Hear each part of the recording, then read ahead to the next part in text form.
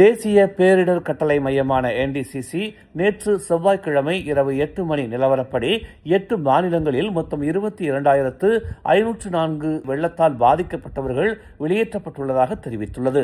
24 மாவட்டங்கள் பாதிக்கப்பட்டுள்ளன. 129 நிவாரண மையங்கள் திறக்கப்பட்டுள்ளன. எந்த உயிரிழப்பும் ஏற்படவில்லை என்று குறிப்பிடப்பட்டுள்ளது.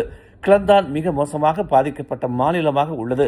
4 மாவட்டங்களில் 3,530 குடும்பங்களைச் சேர்ந்த 9,564 பேர் வெளியேற்றப்பட்டுள்ளனர். மேலும் 40 நிவாரண மையங்கள் செயல்பாட்டில் உள்ளன.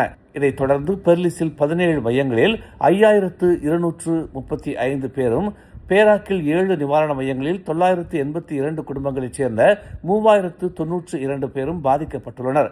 ஸ்லாங்கூரில் 7 மையங்களில் 775 குடும்பங்களைச் சேர்ந்த 2,868 பேர் பாதிக்கப்பட்டுள்ளனர். கெடாவில் 543 குடும்பங்களைச் சேர்ந்த 1,629 பேரும் 11 நிவாரண மையங்களில் தங்கியுள்ளனர். அதே நேரத்தில் பினாங்கில் ஒரு மையத்தில் 11 குடும்பங்களைச் சேர்ந்த 50 பேர் பாதிக்கப்பட்டுள்ளனர். பஹாங்கில் 2 மையங்களில் 19 குடும்பங்களைச் சேர்ந்த 42 பேர் வெள்ளத்தால் பாதிக்கப்பட்டுள்ளனர்.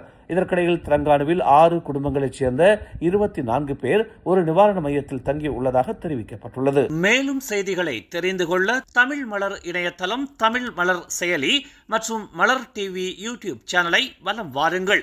எங்களோடு இணைந்திருக்க மலர் டிவியை பதிவு செய்து கொள்ளுங்கள். உறவுகள் மகிழ்ந்திட விருப்பம் மற்றும் பகிர்வு சேவையை சொடுக்கிடுங்கள்.